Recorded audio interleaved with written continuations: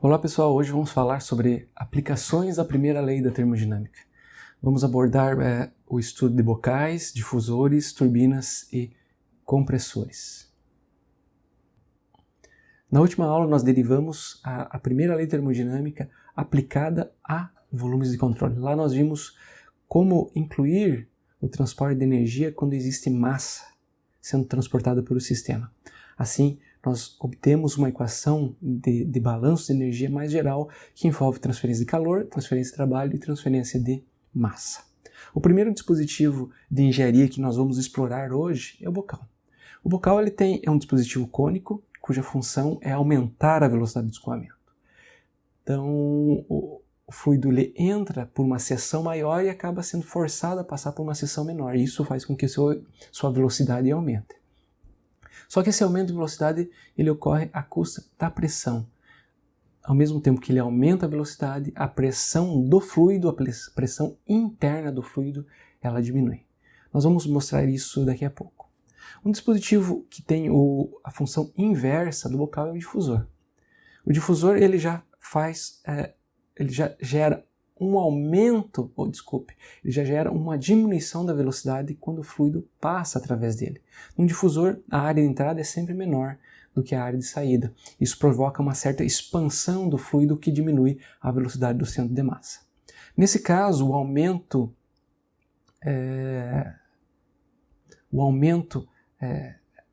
existe um aumento da pressão à custa de uma diminuição da velocidade.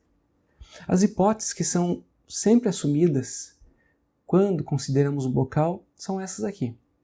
Primeiro, o fluxo de calor é considerado muito pequeno. Por quê? Porque a substância passa muito pouco tempo dentro do bocal. Então, acaba não havendo tempo suficiente para haver troca através dessa superfície externa do bocal. Não existe trabalho associado a esse sistema. O único trabalho que existe é aquele que fica embutido dentro da entalpia, que é o trabalho de escoamento, que é a energia necessária para mover o fluido. Mas trabalho convencional, como sendo trabalho de hélice, ou trabalho de eixo, trabalho elétrico, a princípio não existe, a menos que esteja indicado no problema. As energias potenciais e cinéticas são, em particular, a energia potencial ela é desprezível. A gente vai calcular, estimar algumas energias potenciais para alguns tipos de dispositivo, mas o que acontece aqui é que a altura do centro de massa na entrada não muda com relação à saída. Então, se a gente analisa lá a equação de balanço em termos da altura de entrada e a altura de saída não muda. Isso só mudaria se a gente estivesse trabalhando com bocais difusores que fossem muito longos e que houvesse realmente uma alteração significativa nas alturas envolvidas. Mas na maioria dos casos isso não acontece. Por outro lado, a variação de energia cinética ela nunca pode ser desprezada nesse tipo de dispositivo, porque o objetivo é justamente variar a velocidade de escoamento que leva diretamente a uma variação na energia cinética. Então, esse dispositivo, a gente nunca despreza a variação de energia cinética numa análise termodinâmica. Agora vamos explorar a aplicação das equações de balanço para o caso de um bocal. A primeira equação que nós vimos foi a equação de balanço para massa. Lá a gente viu que ela é M1 menos M2 ponto igual a derivada da massa do volume de controle ao longo do tempo. Aqui, como nós temos uma entrada e uma saída, fica isso dessa forma. Caso contrário, a gente teria que fazer a somatória das massas entrando, dos fluxos de massa entrando e somatória dos fluxos de massa saindo. Então aqui nós temos que a vazão máxima da entrada menos a vazão máxima da saída é igual à variação da massa do volume de controle. Considerando condições de regime permanente, esse termo aqui ele é igual a zero. E nós temos que o fluxo de massa da entrada é igual ao fluxo de massa da saída. O mesmo vale para a equação de balanço de energia. Nós temos uma quantidade de energia entrando, menos uma quantidade de energia saindo, ambas por unidade de tempo. Isso é igual à variação da energia do volume de controle. Como nós temos uma condição de regime permanente, isso é igual a zero. Isso significa que o fluxo de energia entrando deve ser igual ao fluxo de energia saindo. Ou seja, a energia se conserva. Vamos analisar o primeiro caso, o fluxo de balanço. O que nós temos aqui? Se a gente explicita a definição, né, utiliza a definição de vazão máxima, nós temos o seguinte. Nós temos que a densidade da entrada vezes a velocidade da entrada, velocidade média da entrada, vezes a área da entrada, é igual a densidade de saída, vezes a velocidade de saída, a velocidade média de saída, vezes a área de saída. Vamos considerar que a gente esteja trabalhando com líquidos. Líquidos são substâncias, com uma boa aproximação, incompressíveis. Isso significa que a densidade de entrada é igual à densidade de saída. Portanto, nós temos que a velocidade média da entrada vezes a área da entrada é igual à velocidade média da saída vezes a altura, a área da saída. O que nós notamos aqui? Nós notamos que a condição de regime permanente, ou seja, de constância da vazão máxima, leva, quando nós estamos trabalhando com líquidos, a constância da vazão volumétrica. Então, no caso de líquidos, eu posso trabalhar em condições de regime permanente com essa relação aqui, ou com a relação que envolve vazão volumétrica, ou seja, que o fluxo, que a vazão volumétrica da entrada é igual à vazão volumétrica da saída. Isso é uma característica de sistemas que apresentam escoamento de líquidos, substâncias incompressíveis.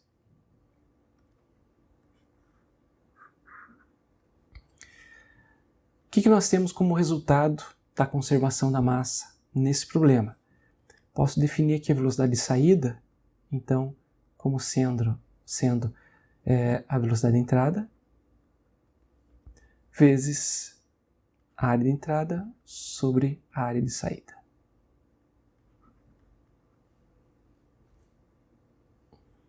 Então aqui nós temos que a velocidade de saída depende da velocidade de entrada e da relação entre a área de entrada e a área de saída. Como a área de entrada é sempre a área de entrada é sempre maior que a área de saída, para o caso de um bocal, a velocidade de saída é sempre multiplicada pela razão entre áreas. Então é a velocidade inicial, a velocidade de entrada, vezes a relação entre áreas. Se a gente tem uma condição, por exemplo, de que a área de entrada é 4 vezes a área de saída,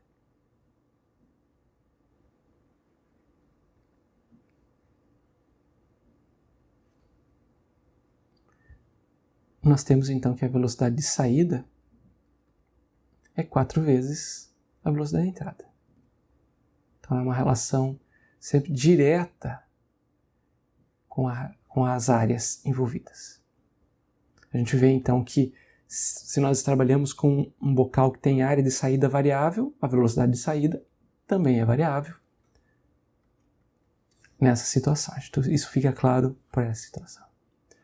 Podemos aplicar agora a equação de balanço de energia. O que ela nos diz, né? Nós temos a equação de energia diz que a energia de entrada, fluxo de energia entrando é igual ao fluxo de energia saindo. O que entra em um segundo é exatamente o que sai naquele mesmo segundo. Lá nós vimos que a energia ela pode entrar no sistema a partir de calor, pode entrar em termos de trabalho, pode entrar em termos de massa.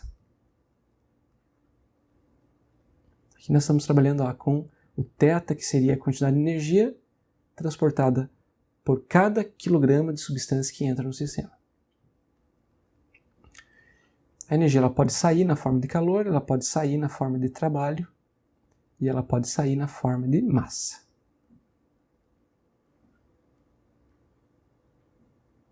Da mesma forma aqui. Nesse problema em particular, nós não estamos considerando nenhuma forma de trabalho. Não existe aqui um resistor, né, que aquece o sistema. Então, a princípio, nós não temos isso explícito no problema. Então, isso significa que não existem formas de trabalho convencional entrando e saindo do sistema. Da mesma forma, como nós vimos há pouco, o fluido ele fica muito pouco tempo dentro do bocal. Então, isso significa que não há muito tempo para haver transferência de calor através dessa fronteira que nós temos aqui.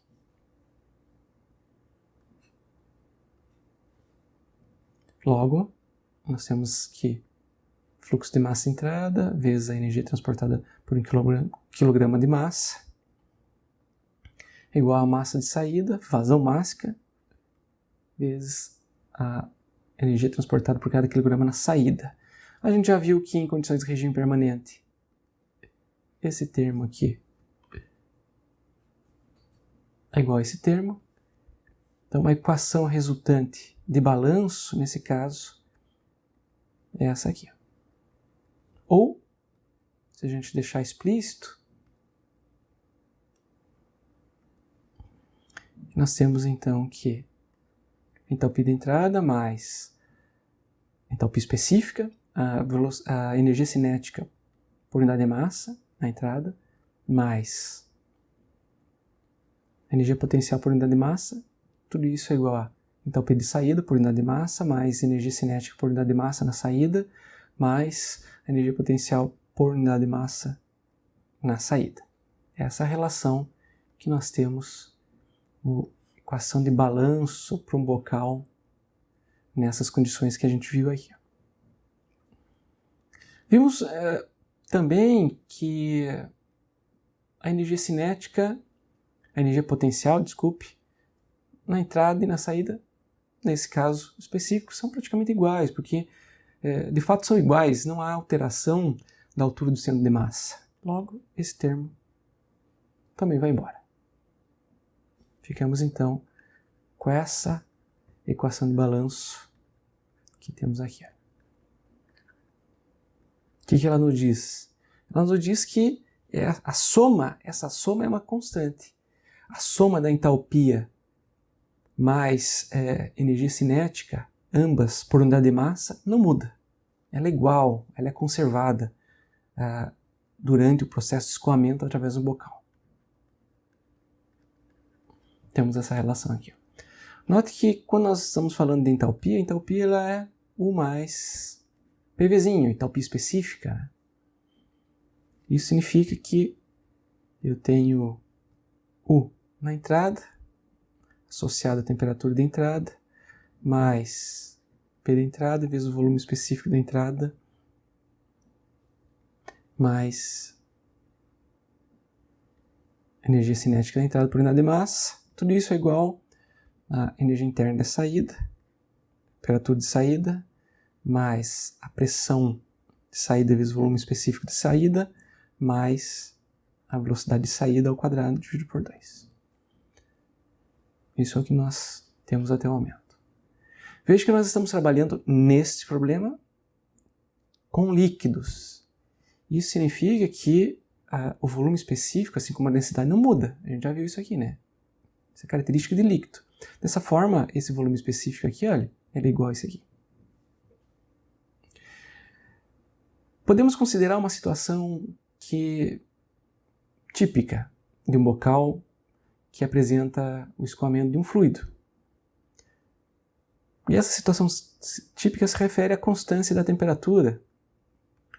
Eu não vejo razões, nesse caso, para haver uma alteração de temperatura entre a entrada e a saída do bocal. A menos que existisse aqui um resistor, uma hélice, ou o bocal fosse realmente muito longo, nós poderíamos argumentar que existe uma variação de temperatura entrada e saída. Isso em particular para líquidos, se a gente está lá regando o nosso jardim com a mangueira, a gente vê que na ponta dessa mangueira sempre tem um bocal que faz com que a velocidade do fluido aumente. A gente não imagina que a temperatura da água se altere em função da passagem pelo bocal. Então isso aqui é uma hipótese de escoamento isotérmico, é uma hipótese muito razoável para esse problema aqui. Como nós vimos, quando a gente está trabalhando com substâncias incompressíveis elas têm uma dependência apenas com a temperatura. Se a temperatura é considerada constante, isso significa que a energia interna da entrada é igual à energia interna da saída. Se a energia interna só depende da temperatura, se a temperatura é fixa, a energia interna também é fixa. Isso significa que nós podemos simplificar esse termo aqui.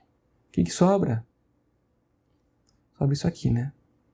Então sobra que é pressão na entrada vezes o volume específico mais a velocidade de entrada ao quadrado dividido por 2 é igual a pressão de saída vezes o volume específico mais a velocidade de saída elevado ao quadrado sobre 2.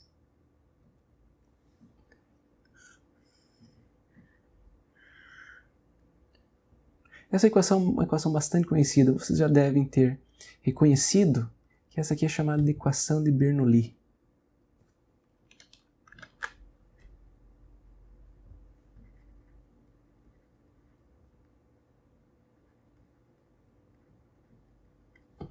Equação de Bernoulli é uma equação bastante famosa.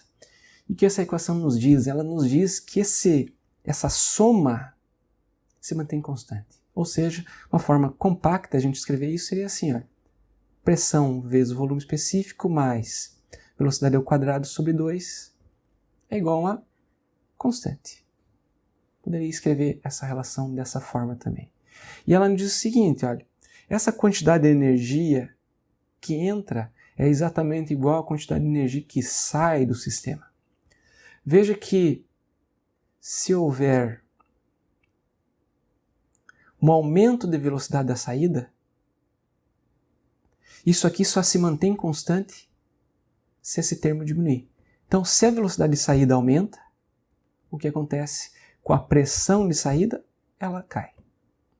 Isso por quê? Porque o volume aqui é constante, nós estamos trabalhando com uma substância incompressível. Então, para o bocal, como a gente observa em função da conservação da massa, a gente viu isso, olha aqui, olha o resultado. Isso aqui é resultado da conservação da massa.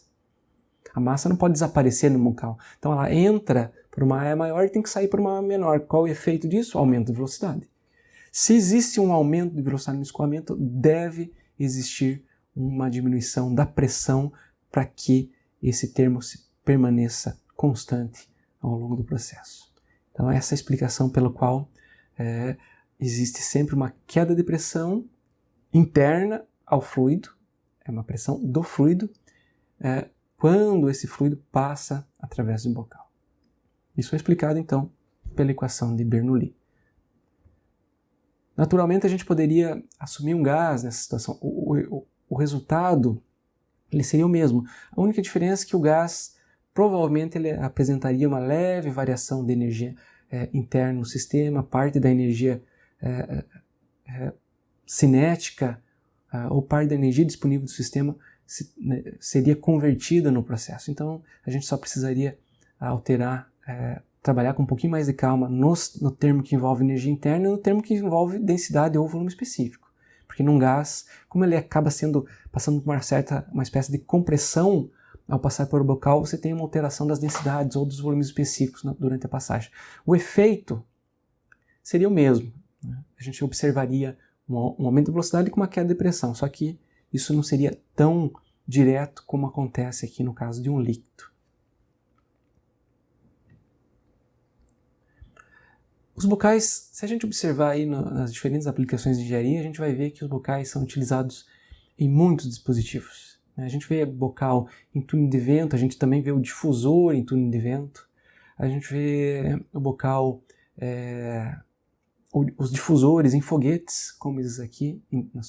Você vê que a tubeira dos foguetes tem o formato de um difusor, que faz o papel inverso, né? No caso específico, ele diminui a velocidade de escoamento, né? Aumentando a pressão, como a gente viu, como resultado. E aqui também nós temos uma combinação dos dois dispositivos. Algumas vezes a gente vê, principalmente em sistemas de propulsão, a combinação entre um bocal e um difusor. Então isso aqui se chama bocal convergente e divergente. Quando vocês estiverem estudando escoamentos compressíveis, vocês vão ver que quando se utiliza sistemas de propulsão, existe um aumento de velocidade na entrada, aqui, aqui é um bocal, então como a gente viu a velocidade no bocal, ela aumenta. Mas quando nós estamos trabalhando com um sistema de propulsão, quando o fluido chega nessa região da constrição, da diminuição da seção, ele acaba aumentando tanto a sua velocidade que a velocidade nessa região aqui passa a ser a velocidade do som. Ao passar pela constrição, em condições de escoamento sônico, o escoamento acaba acelerando ainda mais. Então, quando vocês estiverem trabalhando com escoamentos em bocais convergentes e divergentes, particularmente quem for estudar escoamento compressível, vai analisar, vai verificar que, em função das equações de balanço, das condições envolvidas, o escoamento antes no bocal ele é subsônico, no bocal ele é sônico, e após, ele é subsônico antes da constrição, ele é sônico na constrição e ele é supersônico após a constrição. Então, isso significa que existe uma aceleração na entrada e uma aceleração na saída. Existe uma aceleração no bocal e no difusor. Então, isso aumenta a propulsão sob a aeronave nessa condição. Aqui é uma foto, em particular, uma foto do sistema de propulsão desenvolvido no INPE. Então, o Brasil é um dos poucos países no mundo que domina essa tecnologia que permite a tecnologia usada em sistemas de propulsão. Recomendo que vocês vejam aqui como é que funciona o motor, a turbina, o motor a jato de um F-100.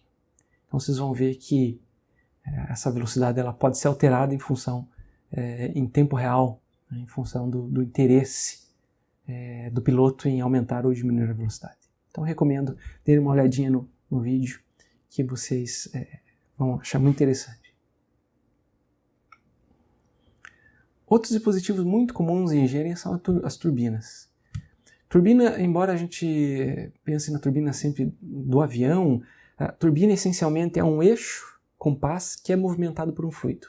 Então toda vez que se produz trabalho de eixo, a partir da energia mecânica de um fluido, você tem uma turbina. Então isso acontece em turbinas a gás, que são realmente as turbinas de avião. A gente tem essa situação em turbinas hidráulicas, como as turbinas de Itaipu. Aqui, por sinal, nós temos um esquema que mostra como funciona uma turbina hidráulica. Na turbina hidráulica, você tem a passagem do fluido através dessa tubulação que acelera, que movimenta essas pás, então produzindo trabalho de eixo. Esse trabalho de eixo, ele, por indução eletromagnética, ele produz energia elétrica. Então veja que para que a gente sempre tenha, a gente vai ver que para que a turbina produza uma grande quantidade de energia, é importante que exista uma vazão mássica elevada nesse ponto e que a pressão nesse ponto seja elevada. Isso significa que a gente precisa ter reservatórios com uma boa profundidade para que realmente você tenha uma produção efetiva de energia. Então, os reservatórios, a maioria das usinas hidrelétricas de grande porte, elas acabam inundando grandes áreas de modo a ter uma grande quantidade de água disponível com uma profundidade razoável, uma vez que isso está diretamente relacionado com a potência produzida, ou seja, a quantidade de energia na forma de trabalho produzida por unidade de tempo. Temos também as turbinas eólicas, a turbina que produz energia a partir da energia do vento, produz energia elétrica a partir da energia do vento. Essa atualmente é a maior turbina eólica do mundo. É a Halley 8X, que possui aqui um rotor de 220 metros. Cada uma dessas hélices aqui tem 107 metros. Olha, imagina a monstruosidade que vocês têm aqui. Aqui a gente tem, por essa imagem, a gente tem uma noção aqui dos caminhões aqui embaixo, ali, dos carros que estão trabalhando, das pessoas que a gente nem se vê. Então você vê o tamanho desse dispositivo de engenharia. Então 220 metros significa que se a gente colocar um marcador na ponta de uma dessas hélices, ela vai delinear é um círculo ou uma circunferência que tem um diâmetro de 220 metros. Então, ela é realmente monstruosa se a gente comparar isso com outras estruturas. Por exemplo, olha o tamanho da Estátua da Liberdade, perto da Halley 8X, da GM, nesse caso. Olha o tamanho, quase o tamanho da Torre Eiffel, bem maior, né, do que essa montanha, do que essa roda gigante, a London Eye, né, no Reino Unido, em Londres. Então a gente vê realmente que ela é um grande feito da engenharia.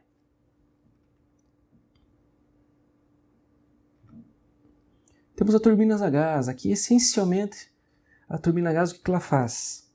Ela comprime o ar de modo que o ar possa ser misturado com combustível, uma câmara de combustão, de modo a produzir um aumento de temperatura e um aumento de pressão súbito no sistema. Então, em função desse aumento de pressão, aumento de temperatura, o fluido aqui apresenta uma grande energia mecânica e é capaz de girar a turbina com grande velocidade. Note que aqui a turbina e o compressor eles estão conectados, porque a energia utilizada para comprimir o ar é bem inferior do que a energia produzida na turbina. A gente vai ver isso no futuro, como é que fica essa relação. Após passar por a turbina, veja que o ar passa por um bocal e sai com uma velocidade ainda mais alta, em função desse estreitamento. Como a gente já discutiu um pouco sobre isso, a turbina a gás ela faz com que o escoamento, ela força um escoamento na direção contrária daquela da aeronave, então, e produz um empuxo sobre a aeronave. A turbina também ela é responsável por produzir a energia que o avião utiliza nos sistemas elétricos, no sistema de refrigeração. Então, o trabalho de eixo ele é fundamental para uma aeronave a jato. Aqui embaixo vocês vão encontrar também um link no YouTube que mostra com detalhes, né, como é a turbina de um avião. Então aqui vale a pena também conferir.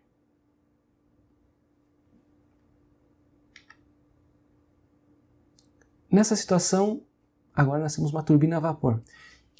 Qual a diferença entre uma turbina a vapor e uma turbina a gás? A turbina a vapor ela pode apresentar uma mudança de fase no processo. Ou seja, o fluido ele entra como um vapor superaquecido e pode sair como uma mistura, como é o caso aqui. Note, se a gente procurar esses dados na tabela termodinâmica, a gente vai ver que o gás, o ar, a 2 megapascais e 400 graus Celsius, ele está num estado de vapor superaquecido. O ar ou a água nessa situação, acho que acredito que seja a água. E, desse modo, ao passar por a turbina, como a turbina extrai parte da energia do fluido, consome parte da energia do fluido, uma vez que existe uma produção de trabalho de eixo. Note que a turbina ela é movimentada nesse processo e é produzido trabalho de eixo, parte da energia mecânica consumida, o fluido ele perde energia. Então é natural que durante essa perda de energia ele condense, parte dele acaba se resfriando ou condensando, como acontece aqui. Então você vê que nesse caso nós temos um título de 90% no sistema após o fluido passar por a turbina. Vale a pena a gente comparar as diferentes magnitudes das quantidades que aparecem na equação de energia. Lembre-se que o que aparece na equação de energia? Aparece um termo que envolve variação de energia, um termo que envolve energia cinética, um termo que envolve entalpia e um termo que envolve variação de energia potencial. Podemos analisar isso rapidamente aqui. Vamos ver. O que nós temos para o caso de uma turbina? Considerando uma turbina em condições de regime permanente, a gente já sabe que fluxo de massa é constante, ou seja, vazão máximo na entrada é igual a vazão máximo na saída. O mesmo vale para fluxo de energia. Energia na entrada, fluxo de energia na entrada é igual a fluxo de energia da saída. Em termos da equação de balanço de energia, nós temos o seguinte. Nós temos que o fluxo de calor entrando mais fluxo de trabalho entrando, convencional, mais a vazão mássica, vezes quantidade de energia transportada pela massa, é igual fluxo de calor de saída, mais fluxo de trabalho de saída, ou potência, mais fluxo de energia com a massa na saída. O que nós temos aqui? Olha. Vamos considerar que nós temos aqui uma turbina bem isolada, que isso aqui seria isopor, por exemplo. Então ela é bem isolada, isso significa que as trocas de calor são desprezíveis. É uma turbina adiabática, já está dito aqui. Olha. Nós estamos trabalhando com uma turbina adiabática. Também a turbina, por definição, ela não absorve energia na forma de trabalho. A turbina ela produz trabalho. Ela produz uma quantidade de trabalho.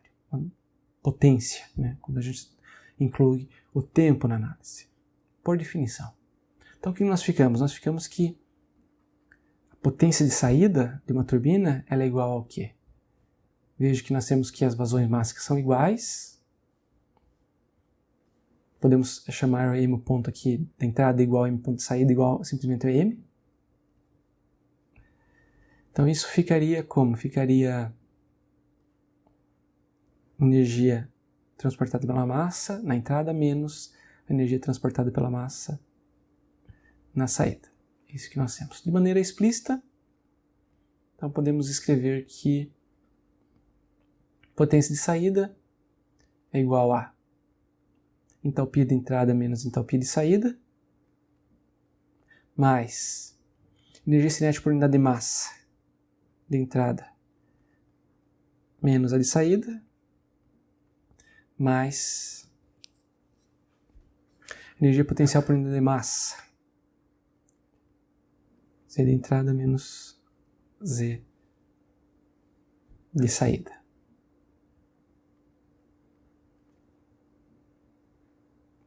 Dessa forma aqui nós temos essa relação.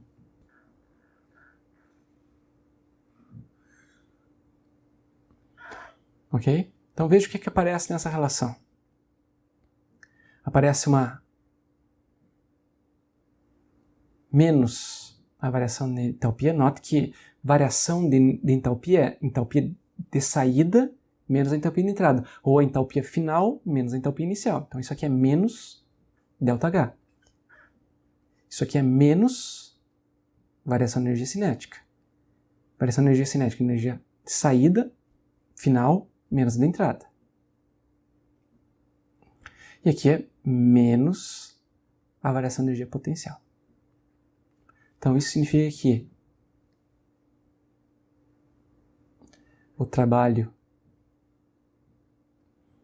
potência produzida pela turbina, ela é menos M ponto vezes a variação da entalpia mais a variação de energia cinética mais a variação de energia potencial. Então, essa é uma relação básica para nós quando nós estamos analisando turbinas.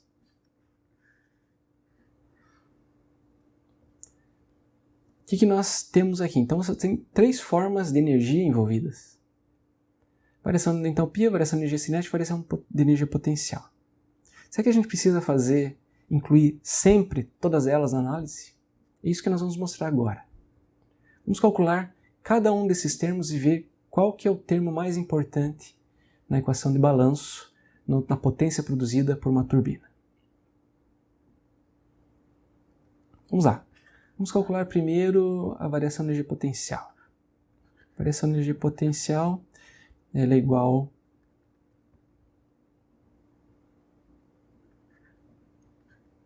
ao Z de saída menos o Z de entrada. Aqui nós estamos considerando, se eu colocar menos, fica menos, só inverte, né? De acordo com o que aparece ali. Porque a gente quer saber a magnitude da energia potencial, da variação da energia potencial. Nesse caso, se vocês substituírem esses dados, vocês vão chegar em algo de menos 0,04 kJ para cada quilograma. Ou seja, como a gente já esperava, nesse caso existe o fluido ele entra aqui, olha, na altura de 10 metros e ele sai na altura de 6 metros. Então o fluido ele perde energia potencial, por isso que fica negativo aqui. Ele perdeu energia potencial no processo. Ok, está calculado. Vamos calcular agora a variação de energia cinética.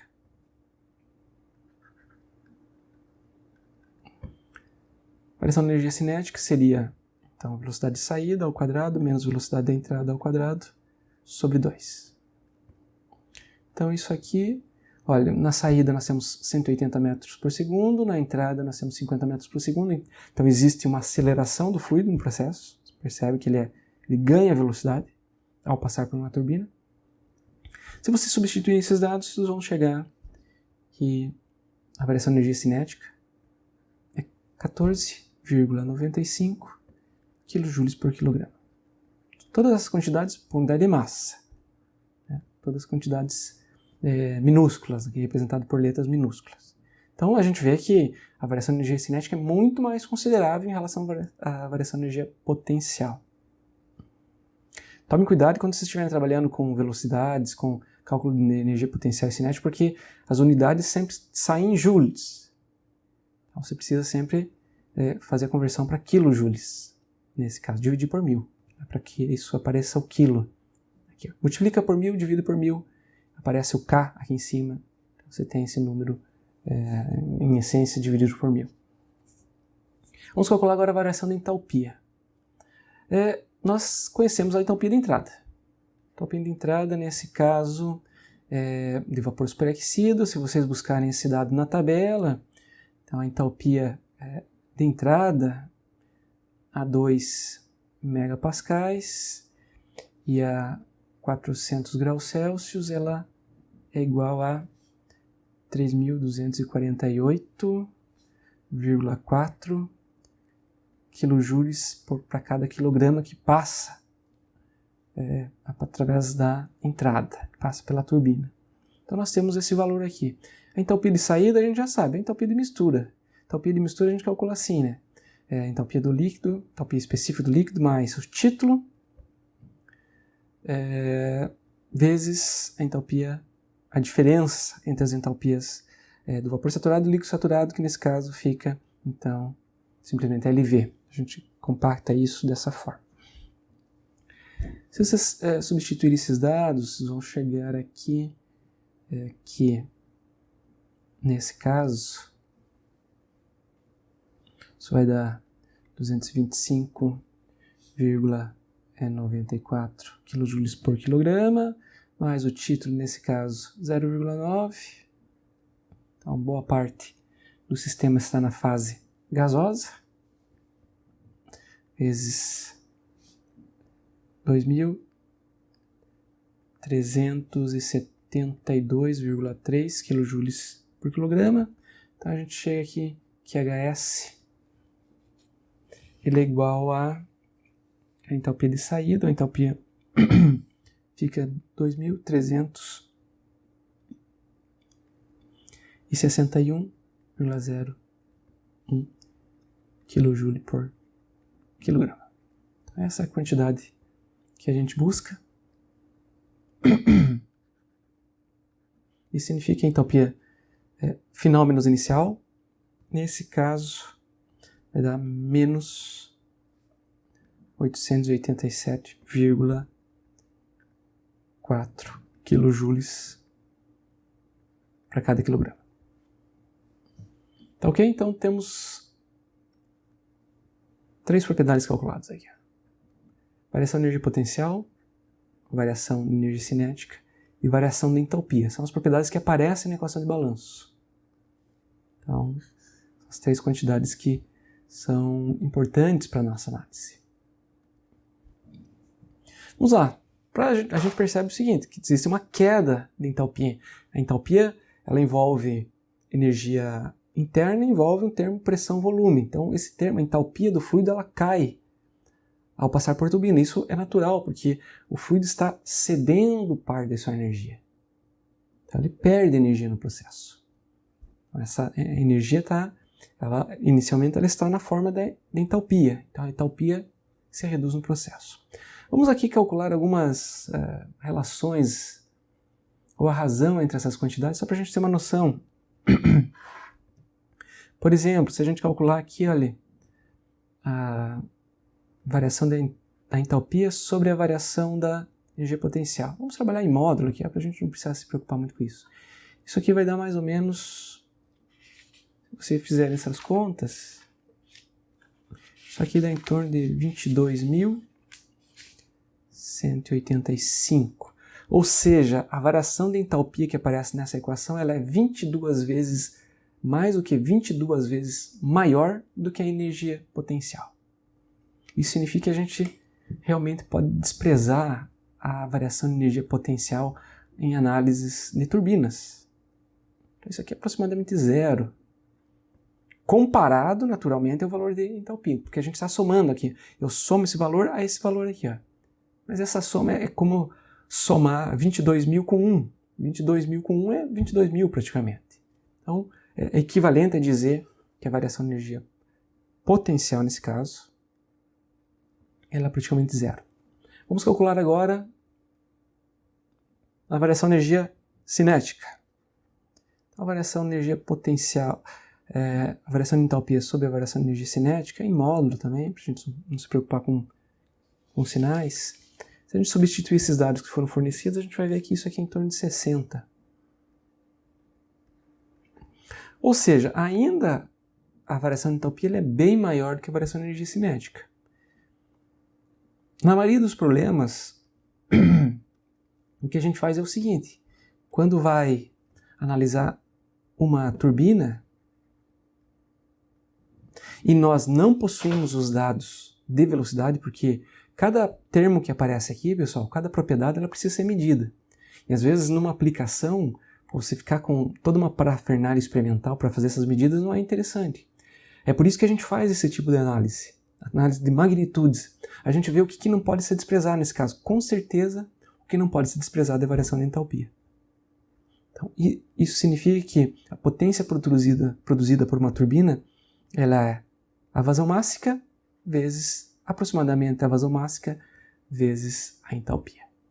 A dica é a seguinte: quando nós temos condições de calcular os dados, calcule, em especial para a energia cinética. Como a energia cinética ela é uma quantidade que pode ser importante nas magnitudes, a variação de entalpia é apenas 60 vezes maior que a variação de energia cinética. Se você tem esses dados, utilize. Se você não tem esses dados, pode utilizar essa aproximação aqui, sem problemas. Na maioria das aplicações é isso que se faz. Porque esse é um caso em que ainda a variação de energia cinética ela é comparável, né? Embora exista uma ordem de magnitude, pelo menos, de diferença, ela ainda tem um valor comparável. Então, mas existem aplicações que isso é bem maior, que a variação de entalpia é muito maior do que a variação de energia cinética. Então, essa aproximação aqui é sempre muito bem-vinda. Só esqueci que tem um sinalzinho aqui corrigido, tá bom? No final, como a variação de entalpia é negativa, com esse sinal negativo, como é esperado, a potência produzida é uma quantidade positiva, porque isso vem lá das equações de balanço. Lembre que todos os termos que entram na equação de balanço, elas são sempre positivas. Os sinais aparecem das diferenças, né? Quando a gente define a quantidade líquida. Isso aqui é uma quantidade absoluta, sempre positiva. Outros dispositivos que são também bastante utilizados são os turbocompressores. Como é que funciona um turbocompressor? Ele é uma combinação entre turbina e compressor. O que faz o compressor? O compressor ele comprime uma substância aumentando a sua pressão. A gente já vai ver alguns tipos de compressores, como é que eles funcionam. Vejam aqui como é que é o caso de um turbocompressor. São esses dispositivos utilizados para aumentar a potência do motor. Então, isso é feito aproveitando a energia que está armazenada nos gases de escape, nos gases da combustão. Como é que ele funciona? Os gases da combustão, eles são direcionados por uma turbina e a turbina gira, produzindo trabalho de eixo. Esse trabalho de eixo força com que o ar atmosférico seja sugado para dentro do motor. Isso faz com que mais oxigênio entre no motor. Como tem mais oxigênio, é possível injetar mais combustível de maneira proporcional. Então tem duas possibilidades. Uma é assim, você provoca uma queima mais eficiente, ou seja, não há tanto resíduo de combustível não queimado. E a outra consequência é que você pode injetar mais combustível e aumentando a potência do motor proporcionalmente. Então, aqui a gente vê o esquema de como funciona isso. Os gases de exaustão, eles são direcionados para a turbina. A turbina, então, se movimenta em função da saída desses gases e produz trabalho de eixo. Esse trabalho de eixo é utilizado para sugar ar atmosférico, né, de modo que quando um volume de ar, por exemplo, que aqui fora ele apresenta esse volume, ao passar pela turbina, ele vai apresentar esse volume aqui, um volume bem menor, só que com a mesma quantidade de oxigênio. Então, no mesmo volume, na mesma câmara de combustão, você acaba colocando mais oxigênio, o que melhora a combustão no processo, como a gente já mencionou. Bem, aqui nós temos alguns exemplos de compressores, em particular do compressor alternativo. Nota que esse tipo de dispositivo está em vários lugares, em várias aplicações de engenharia. Basta olhar lá atrás da geladeira que vocês vão ver um compressor, provavelmente da Embraco lá atrás. Então, como a gente vai ver no futuro, o compressor ele é fundamental no sistema de refrigeração. Também a gente vê aqui um compressor produtor que produz ar comprimido, que é usado em diferentes aplicações como pintura. Ambos funcionam da seguinte forma: ele usa o conjunto cilindro-pistão como referência, né, para produzir esse ar a alta pressão. Olha como é que ele funciona. O pistão ele fica acoplado a um eixo, por isso que ele é chamado compressor alternativo. Como é que ele funciona? Quando o pistão está descendo, essa válvula aqui, que é a válvula de admissão, ela acaba se abrindo. Por quê? Porque a pressão interna baixa.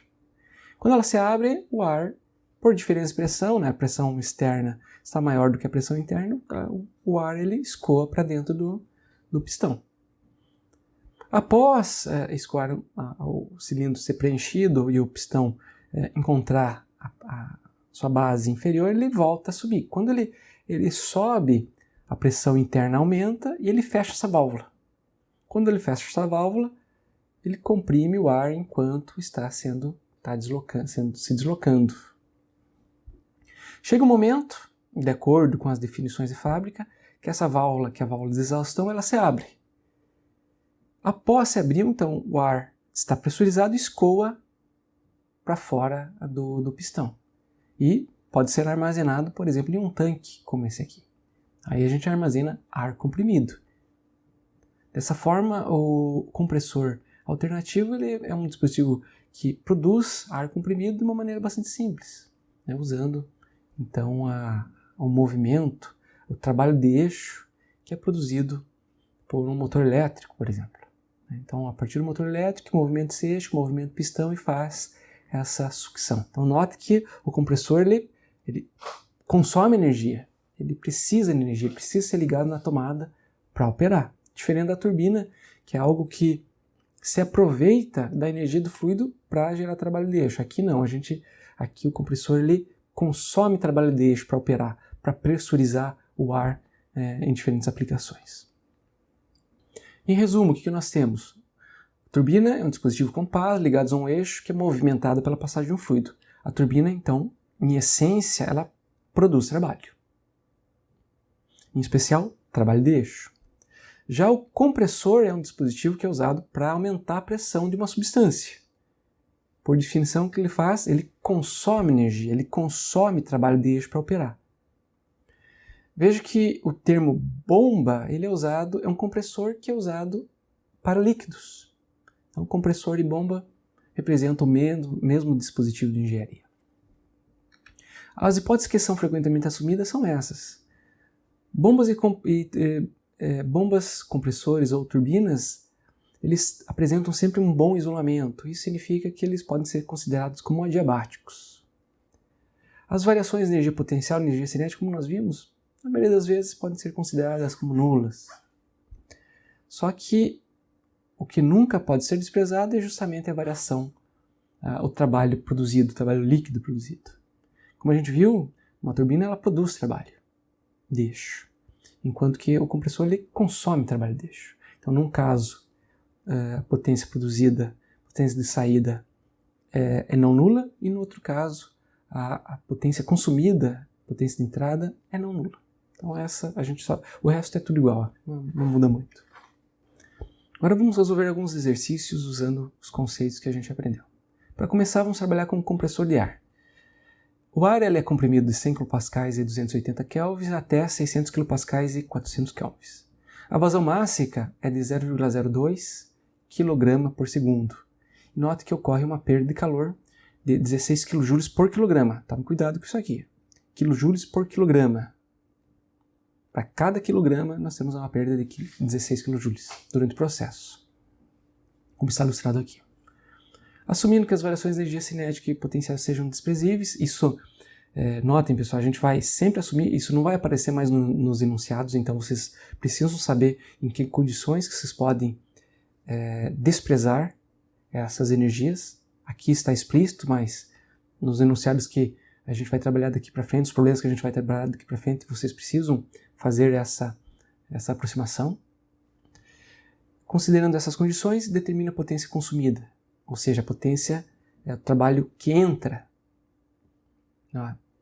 no sistema. Isso que a gente quer saber.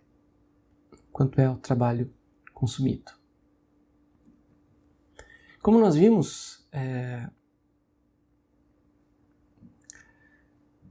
quando nós estamos trabalhando com turbinas, a gente viu que isso depende de 3 quantidades.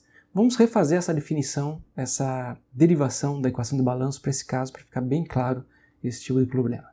O que nós temos então? Em condições de regime permanente, fluxo de entrada igual ao fluxo de saída em termos de massa. Isso aqui é apenas um M ponto. Fluxo de energia na entrada igual ao fluxo de energia na saída. Ok? Então, isso significa que para a energia nós temos que trabalho de entrada mais potência de entrada mais ponto da entrada vezes a energia por quilograma. Isso daqui. Então isso é igual calor que sai na forma de taxa mais potência de saída mais a massa, a energia que sai com a massa. Então o que nós temos aqui? Potência de saída não é o caso, não é turbina, é compressor. Então esse termo é igual a zero. Também, explicitamente, não temos nenhum calor entrando no sistema, tem uma quantidade de calor saindo. Então, entrando vai embora. Assim nós podemos também desprezar as variações de energia potencial, mas vamos fazer isso depois. Então vamos escrever o seguinte, então a potência de entrada, potência consumida, digamos, isso aqui seria a potência necessária para realizar essa aplicação. Se você fosse comprar um compressor para realizar esse aumento de pressão, você precisa comprar um compressor, no mínimo, com essa potência que a gente vai calcular aqui. Então isso seria M ponto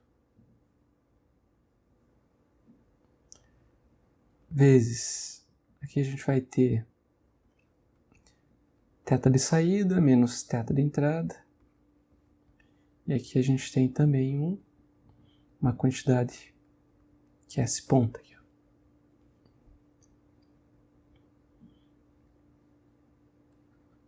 Explicitando as diferentes formas de energia transportada pela massa, nós temos então a variação de entalpia. Veja que já não apareceu, não é menos a variação de entalpia, a própria variação de entalpia porque mudou, não é mais uma turbina, agora é um compressor.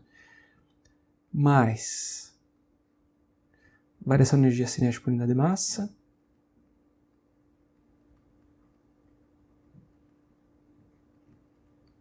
mais variação de energia potencial por unidade de massa.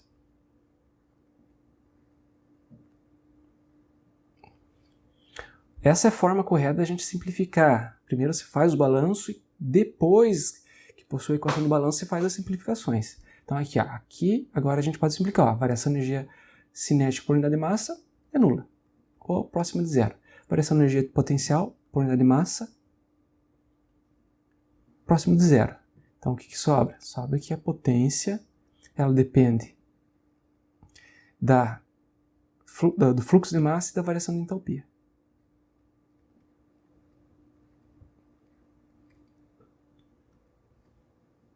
Isso que nós temos aqui.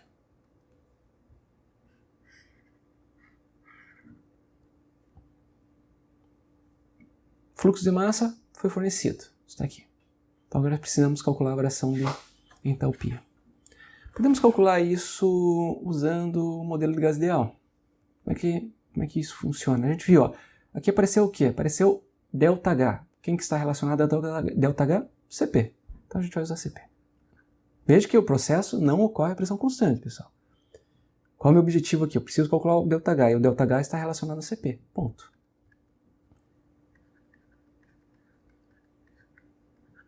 Temos aqui, ó, variação de entalpia. A gente já viu que quando nós estamos trabalhando com gases ideais, a entalpia ela só depende da temperatura. Então isso significa que eu posso trabalhar com derivada ordinária. Então, gás ideal aqui, ó. Tá ok? Isso significa que, olha, se a gente integrar essa relação, como a gente já viu, ΔH vai ficar igual a CP médio vezes ΔT. Então, a potência consumida por um compressor, ele está ligado ao CP médio, ao calor específico, e a variação de temperatura nesse caso. Aqui eu poderia colocar, então, a variação de temperatura de saída, final menos inicial. Poderia ser T2 menos T1 também, sem problema, né?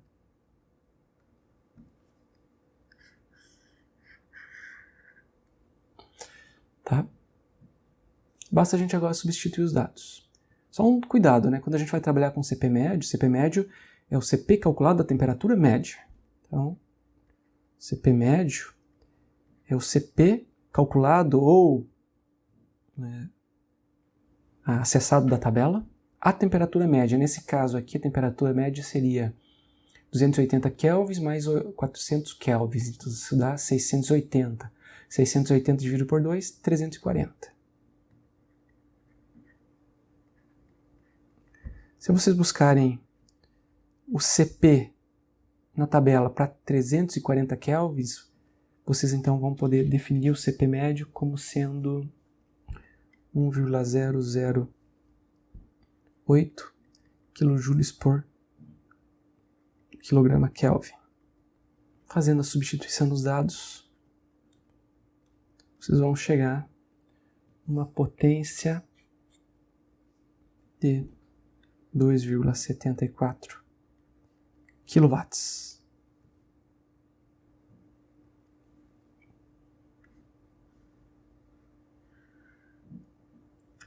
Então isso significa que, no mínimo, você precisa de um compressor que possua uma potência de 2,74 kW para executar essa aplicação.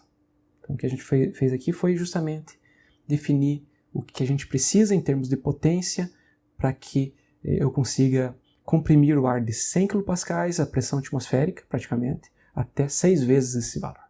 Então essa seria a potência consumida nesse caso.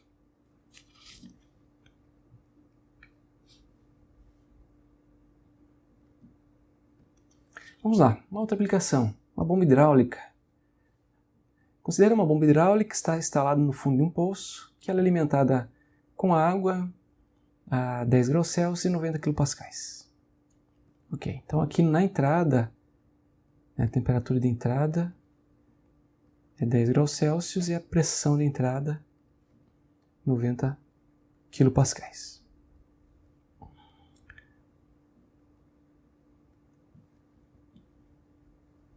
A vazão máxima é fornecida, então nós temos aqui que o M ponto ele é igual a 1,5 kg por segundo. A bomba está localizada a 15 metros, que é o valor de CH, da superfície livre do fluido no tanque mostrado. como está mostrado aqui. Então você tem que, a bomba tem a seguinte função, ela puxa o fluido lá do fundo do poço e eleva até o reservatório. O diâmetro interno da população é igual a 40 milímetros e a pressão indicada no manômetro, pessoal, tome cuidado, isso aqui é um manômetro, significa que ele fornece a pressão manométrica. Aqui nós temos a pressão absoluta. Então a gente precisa converter isso para pressão absoluta, né, para fazer as contas. Só tomar um cuidado adicional, porque por definição o manômetro ele fornece a pressão manométrica. Admitindo que o processo seja adiabático e que a temperatura da água seja constante, igual a 10 graus Celsius, determina a potência necessária para acionar a bomba, de maneira similar ao problema anterior. Então lá nós vimos que a potência consumida, ela segue essa expressão aqui, né, pessoal? Lá nós vimos que a potência é igual a m ponto vezes a entalpia de entrada e saída menos a entalpia de entrada mais a energia, velocidade de saída ao quadrado menos velocidade de entrada ao quadrado sobre 2 mais a variação de energia potencial por unidade de massa. Todos por unidade de massa, né? Essa relação que nós temos aqui. Por definição, né, quando a gente está analisando compressores, bombas, é essa equação de balanço que a gente utiliza, né, como a gente demonstrou. Então, o que nós temos aqui? Primeiro, aqui vocês têm condição de mostrar que a variação de energia cinética é igual a zero. Então, façam isso. Mostrem que é isso que a gente obtém nessa situação, sem nenhuma dúvida. Veja que aqui é um dos poucos problemas em que você não pode desprezar a variação de energia potencial. Por quê? Porque é justamente no termo de variação de energia potencial que vai aparecer o valor H aqui, olha.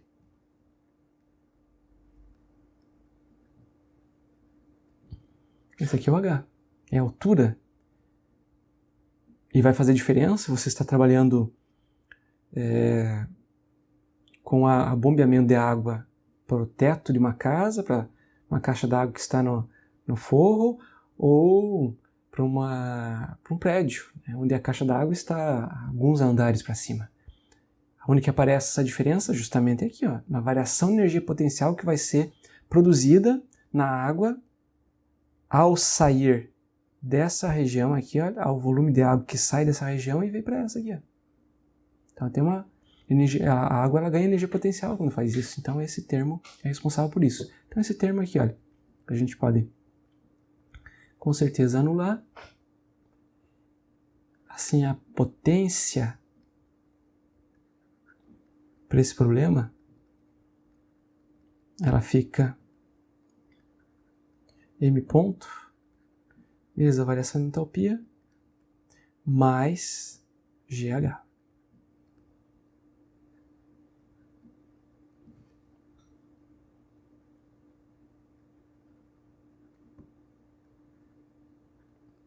Esse aqui é o que a análise dessa bomba nos forneceu até agora. O que nós temos agora? A gente olha, H nós temos, G nós temos, M ponto nós temos.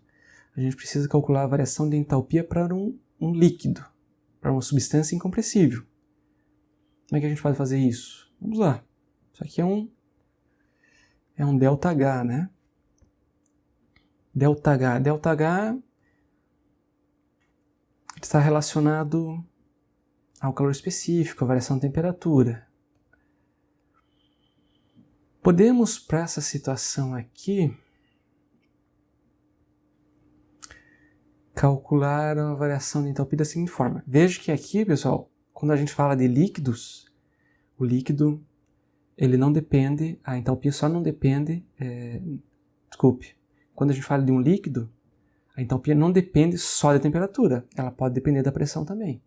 apenas para gases ideais que a entalpia depende só da temperatura. Então, embora a gente tenha aqui variação de temperatura nula, isso não significa que a variação de entalpia seja nula, porque nós estamos trabalhando com líquido. Como é que a gente poderia calcular isso? Então, lembrando, entalpia específica é Uzinho mais PVzinho. Toma o diferencial. dH é igual a du mais diferencial de PV. Então isso aqui fica du mais VDP mais PDV. O processo aqui envolve um líquido com uma boa aproximação, uma substância incompressível. Logo, a variação do volume é nula. Isso significa que o ΔH, o DH, é du mais VDP. Como nós vimos, quando a gente trabalha com substâncias incompressíveis, a energia interna só depende da temperatura. Essa sim. A energia interna específica, nesse caso. Só depende da temperatura. Como o processo é um processo isotérmico, du igual a zero. Assim, dH é igual a V vezes dP. Para finalizar, o que a gente faz? Integra. Do estado 1 ao estado 2. Isso vai resultar em ΔH igual a integral do volume de P. Volume específico. Como é uma substância incompressível, volume específico é uma constante. Isso significa que ele pode sair da integral. Fica integral de dP. Integral de dP, ΔP. P2 menos P1. Então, nessa situação específica, nós podemos aqui usar a notação, né? O P2 seria a pressão de saída, menos pressão de entrada.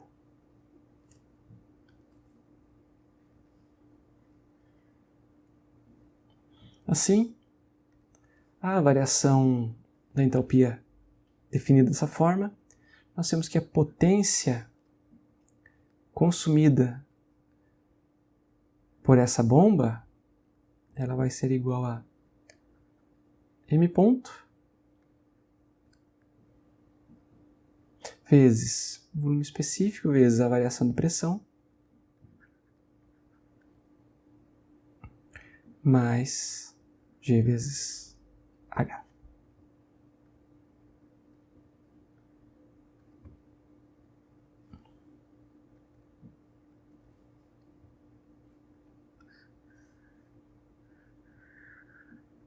Olha que legal isso aqui, hein? Sabendo qual é a substância, a vazão mássica, a variação de pressão envolvida, que a gente mede com manômetros, e a altura, nós temos condição de especificar qual bomba vai fazer esse trabalho.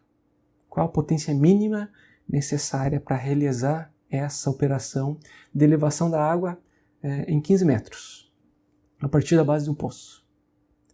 Se vocês substituírem esses dados, vocês vão chegar aqui que a potência consumida nessa situação é de 837 watts.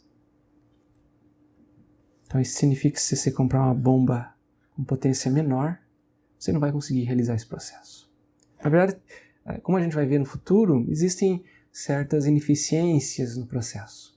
Então isso aqui seria a bomba mais eficiente possível, que consome a menor quantidade de energia possível. Na prática, a gente precisa comprar uma bomba com uma potência um pouquinho maior do que esse valor aqui. Mas isso a gente vai ver no futuro. Tá ok, pessoal? Então aqui, essa era a potência necessária, uma bomba cuja potência é de 837 watts seria suficiente para realizar essa aplicação. Só tomem cuidado quando forem substituir os valores de pressão para que vocês trabalhem com os valores de pressão absolutos.